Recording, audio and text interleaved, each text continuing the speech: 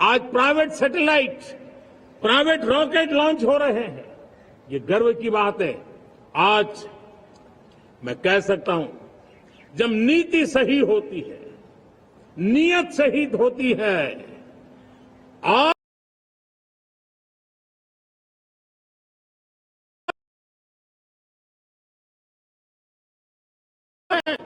तो निश्चित परिणाम हम प्राप्त करके रहते हैं। मेरे प्यारे देशवासियों, बने तब मैं कह सकता हूं, दो चीजें और हुई जिसने विकास को एक गति दी है, विकास को एक नई छलांग दी है। और ये है, पहला है आधुनिक इंफ्रास्ट्रक्चर का निर्माण।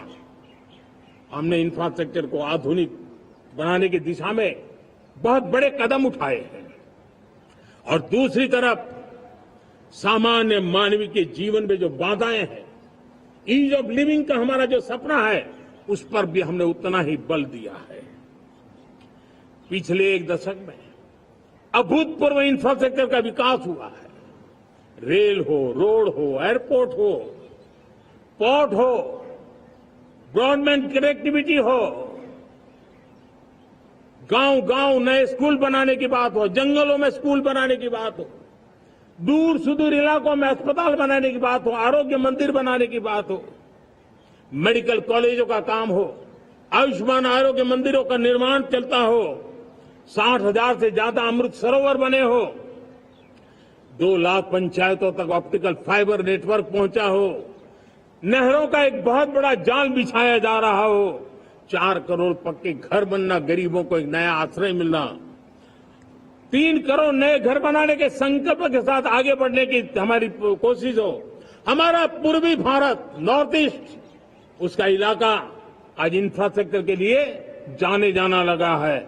और हमने ये जो कायाकल्प किया है, उसका सबसे बड़ा लाभ समाज के उन वर्गों तक हम पहुंचे हैं जो ग्रामीण सड़कें वहां बनी है, जिनकी तरफ कोई देखता नहीं था, जिस इलाकों को नहीं देखता था, जिन गांवों को नहीं देखता था।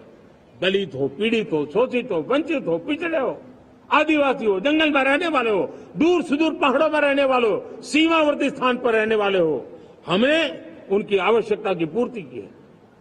हमारे मछुआरे भाई बहनों की आवश्यकताओं को पूरा करना, हमारे पशुपालकों के जीवन को बदलना, एक प्रकार से सर्वांगीण विकास का प्रयास हमारी नीतियों में रहा, हमारी नीयत में रहा है, हमारे रिफॉर्म में रहा है, हमारे कार्यक्रमों में रहा है, हमारी कार्यशैली में रहा है।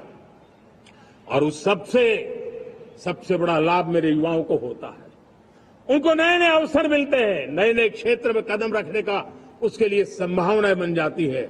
और वही तो सबसे ज्यादा रोजगार दे रहा है। और सबसे ज्यादा रोजगार प्राप्त करने का अवसर इन्हीं समय में उनको मिला है। हमारा जो मध्यम वर्गीय परिवार है, मध्यम वर्गीय परिवार को क्वालिटी ऑफ लाइफ, वो स्वाभाविक उसकी अपेक्षा रहती है। वो देश के लिए बहुत देता है, तो देश का भी दायित्व है कि उसकी जो क्वालिटी ऑफ लाइफ पे जो उसकी अपेक्षाएं हैं, सरकार की कठिनाइयों से मुक्ति की उसकी जो अपेक्षा है, उसको पूर्ण करने के लिए हम निरंतर प्रयास करते हैं। और मैंने तो सपना देखा है कि 2047 जब विकसित भारत का सपना होगा, तो उसकी एक इकाई ये भी होगी कि सामान्य मानव के जीवन में सरकार की दखलें कम हो, जहां सरकार की जरूरत हो वहां अभाव न हो, और जहां सरकार की बेकारण प्रभाव भी न हो, इस प्रकार की व्यवस्था पर हम प्रतिबद्ध हैं। मेरे प्यारे देशवासियों, हम छोटी छोटी जरूरतों पर भी ध्यान देते हैं, हम छोटी छोटी आवश्यकताओं पर ध्यान देते हैं और उसको लेकर हम चलते हैं। चाहे हमारे गरीब का घर का चूल्हा जलता रहे, गरीब की मां को कभी आंसू पी करके सोना न पड़े, और इसके लिए मुफ्त इलाज की योजना हमारी चल रही है। बिजली, पानी, गैस अब सैचुरेशन के मूड पर है। और जब हम सैचुरेशन की बात करते हैं, वो 100% होता है। जब सैचुरेशन होता है तो उसको जातिवाद का रंग नहीं लगता है। जब सैचुरेशन होता है तो उसमें पांथिकता का रंग नहीं लगता है। जब सैचुरेशन का मंत्र होता है, तब सच्चे अर्थ में सबका साथ सबका विकास का मंत्र साकार होता है। लोगों के जीवन में सरकार की दखल कम हो, उस दिशा में हमने हजारों कंप्लेंसीज के लिए सरकार सामान्य मानवीय पर बोझ डालती थी, उन सारे कंप्लायंसेस को दूर किया। हमने देशवासियों के लिए 1,500 से ज्यादा कानूनों को खत्म कर दिया ताकि कानूनों की जंजाल के अंदर देशवासियों को फंसना न पड़े। हमने छोटी छोटी गलतियों के कारण ऐसे कानून बने थे उनको जेल में अंदर धकेल दिया जाए। हमने उन छोटे छोटे कारणों से जेल जाने के जो परंपराएं थी उन सारे कानूनों को नष्ट कर दिया और उसको कानूनों को जेल भेजने के प्रावधान को व्यवस्था से बाहर कर दिया है। आज हमने जो आजादी की विरासत के गर्व की बात हम जो करते हैं, सदियों से हमारे पास जो क्रिमिनल लॉ थे, आज हमने उसको नए क्रिमिनल लॉ जिसको हमने न्याय संहिता के रूप में और जिसके मूल में दंड नहीं पर नागरिक को न्याय, इस भाव को हमने प्रबल बनाया है। ईज ऑफ लिविंग बनाने के लिए देशव्यापी मिशन में काम करे। हर लेवल पर मैं सरकार के प्रतिनिधियों का आह्वान करता हूं।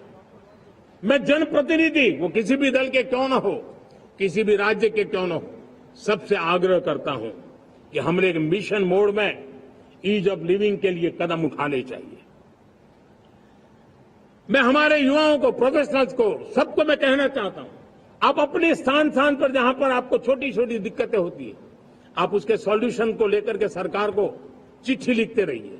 सरकार को बताइए कि बिना कारण की कठिनाइयां है उसको दूर करने से कोई नुकसान नहीं है। मैं पक्का मानता हूं आज सरकारें संवेदनशील है। हर सरकार, स्थानीय स्वराज्य की संस्था होगी या राज्य सरकार होगी या केंद्र सरकार होगी, उसको तवज्जो देगी। गवर्नेंस में रिफॉर्म्स, ये हमें विकसित भारत 2047 के सपने के लिए हमने उसको जोर लगा करके आगे बढ़ाना होगा ताकि सामान्य मानवीय के जीवन में अवकाश ही अवकाश पैदा हो, रुकावटें खत्म होती चली जाए। नागरिकों का डिग्निटी ऑफ सिटीजन, नागरिकों के जीवन में सम्मान मिले। डिलीवरी के संबंध में कभी किसी को ये कहने की नौबत ना आया कि ये तो मेरा हक था, मुझे मिला नहीं, उसको खोजना न पड़े। सरकार के गवर्नेंस में डिलीवरी सिस्टम को और मजबूती चाहिए। आप देखिए, देश में जब हम रिफॉर्म की बात करते हैं, आज देश में करीब 3 लाख संस्थाएं काम कर रही है, चाहे पंचायत हो, नगर पंचायत हो, नगर पालिका हो, महानगर पालिका हो, यूटी हो, स्टेट हो, डिस्ट्रिक्ट हो, केंद्र, छोटी मोटी 3 लाख करीब इकाइयां हैं। अगर ये हमारे 3 लाख इकाइयों को मैं आज आह्वान करता हूं कि अगर आप साल में अपने स्तर पर जिन चीजों की जरूरत है सामान्य मानवीय के लिए 2 रिफॉर्म करें, ज्यादा नहीं कह रहा हूं मेरे साथियों, एक पंचायत हो, एक राज्य सरकार हो, कोई विभाग हो, सिर्फ 1 साल में 2 रिफॉर्म और उसको जमीन पर उतारें। आप देखिए, हम देखते ही देखते 1 साल में करीब 25-30 लाख रिफॉर्म कर सकते हैं। जब 25-30 लाख रिफॉर्म हो जाए तब सामान्य मानवीय का विश्वास कितना बढ़ जाएगा, उसकी शक्ति राष्ट्र को नई ऊंचाई पर ले जाने में कितनी काम आएगी। और इसलिए हम अपने स्तर पर होती है चलती से मुक्ति पाकर के बदलावों के लिए आगे आए, हिम्मत के साथ आगे आए। और सामान्य मानवीय की जरूरत, छोटी छोटी जरूरत होती है, पंचायत लेवल पर भी वो मुसीबतें झेल रहा है, उन मुसीबतों से हम मुक्ति दिलाएं तो मुझे पक्का विश्वास है कि हम सपनों को पार कर सकते हैं। मेरे प्यारे देशवासियों, आज देश आकांक्षाओं से भरा हुआ है। हमारे देश का नौजवान नई सिद्धियों को चूमना चाहता है, नए नए शिखरों पर वो कदम रखना चाहता है और इसलिए हमारी कोशिश है हर सेक्टर में कार्य को हम गति दें, तेज गति दें और उसके द्वारा पहले हम हर सेक्टर में नए अवसर पैदा करें। दूसरा, ये बदलती हुई व्यवस्थाओं के लिए जो सपोर्टिव इंफ्रास्ट्रक्चर चाहिए, उन इंफ्रास्ट्रक्चर पर हम बदलाव के मजबूती देने की दिशा में काम करें। और तीसरी बात है, नागरिकों की मूलभूत सुविधाओं के विषय में हम प्राथमिकता दें उसको बल दें। इन तीनों भारत में एक एस्पिरेशनल सोसाइटी का निर्माण किया है और उसके परिणाम स्वरूप आज समाज खुद एक विश्वास से भरा हुआ है। हमारे देशवासियों की आकांक्षाएं, उनके एस्पिरेशंस, हमारे नौजवानों की ऊर्जा हमारे देश के सामर्थ्य के साथ जोड़ करके हम आगे बढ़ने की एक ललक लेकर के चल रहे हैं। मुझे विश्वास है रोजगार और स्वरोजगार नए रिकॉर्ड के अवसर पर हम काम किया है। प्रति व्यक्ति आज आय दोगुनी करने में हम सफल हुए हैं। ग्लोबल ग्रोथ में भारत का योगदान बड़ा है। भारत का एक्सपोर्ट लगातार बढ़ रहा है। विदेशी मुद्रा भंडार लगातार बढ़ा हुआ है, पहले से 2 गुना पहुंचा है। ग्लोबल संस्थानों का भारत के प्रति भरोसा बढ़ा है। मुझे विश्वास है भारत की दिशा सही है, भारत की गति तेज है और भारत के सपनों में सामर्थ्य है, लेकिन इन सबके साथ संवेदनशीलता का हमारा मार्ग हमारे लिए ऊर्जा में एक नई चेतना भरता है। मम भाव हमारे कार्य की शैली है। समभाव भी चाहिए, मम भाव भी चाहिए, उसको लेकर के हम चल रहे हैं। साथियों, मैं जब कोरोना काल को याद करता हूं, कोरोना की वैश्विक महामारी के बीच सबसे तेजी से इकोनॉमी को बेहतर बनाने वाला कोई देश है तो वो देश भारत है। तब लगता है कि हमारी दिशा सही है।